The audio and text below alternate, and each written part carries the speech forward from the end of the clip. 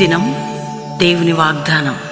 ఈ ఉదయకాలం ఈ వాగ్దానం మీకోసం ఎలా ఉన్నారు? బాగున్నారా?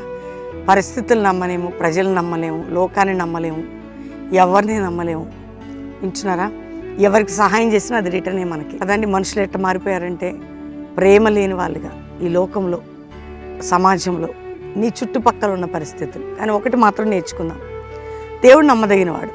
ఆయన మన జీవితాన్ని ఇస్తే ఆయన ఎప్పుడు మనకు అన్యాయం చేయడు. ఆయన మనసు మంచిది, ఆయన ప్రేమ గొప్పది.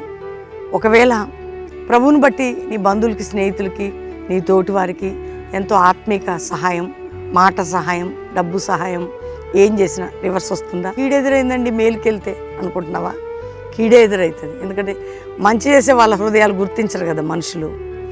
మంచి చేసేవారు కీడు చేయడానికి, కీడుకరమైన మాటలు మాట్లాడాలని ఇష్టపడతారు. అది మనిషి నైజం. అది దేవుడు మనకు అన్యాయం చేయడు. కాబట్టి ధైర్యం తెచ్చుకోండి. రక్షణ లేని బిడ్డలకి యేసు రక్షకుడు. నీ హృదయాన్ని యేసుకివ్వండి. తప్పక దేవుడు నిత్య జీవం పరలోకం నీకు ఇస్తాడు. ఈ ఒక్క మాట చదువుతాను. రూతు గ్రంథం 3వ అధ్యాయం అద్భుతమైన మాట 11వ వచనం.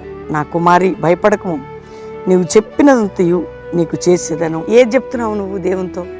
ఏ కష్టాలు, ఏ బాధలు చెప్పుకుంటున్నావు? దేవుడు చేస్తాడట.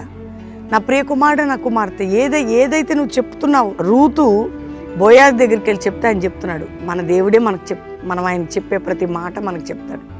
నువ్వు భయపడద్దు.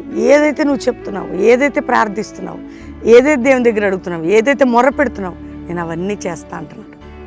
నువ్వు చెప్పిందంతా నేను చేస్తా అంటే నీ మొర వింటా, నీకు జవాబిస్తానని అర్థం.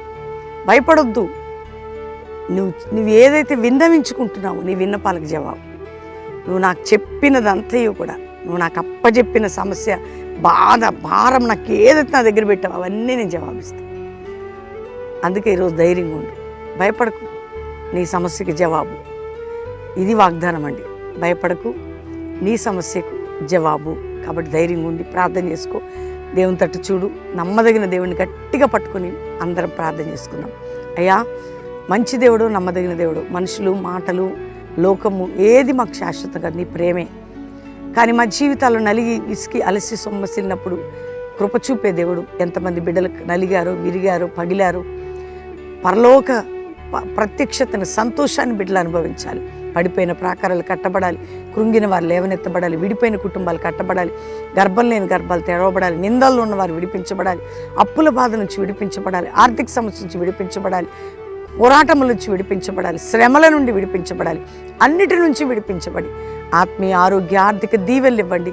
మ్యారేజ్ డే, బర్త్డే బిడ్డలను బ్లెస్ చేస్తున్నాం. ఇదిగో ప్రభా, ఎగ్జామినేషన్స్, ఇంటర్, 10th, డిగ్రీ రాసే ప్రతి బిడ్డకి విజయవంతమైన తోడు, నీ కృప కాపుదల దయచేయండి. అంతేకాక ప్రభా నాయనా, ఎవరెవరికి నా తండ్రి ఆత్మీయ అభిషేక ఆరాధనలు ఎవరైతే ఆశపడుతున్నారో తృప్తిపరచు దేవా, స్తోత్రం. ఒక జాషువా జనరేషన్ అపోస్తుల మినిస్ట్రీ రైజ్ కావాలి, నీ పరిచర్యలు విస్తరించబడాలి.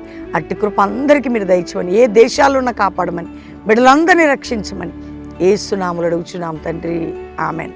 వాగ్దానం లైక్ చేయండి, షేర్ చేయండి, మంచి కామెంట్స్ పెట్టండి.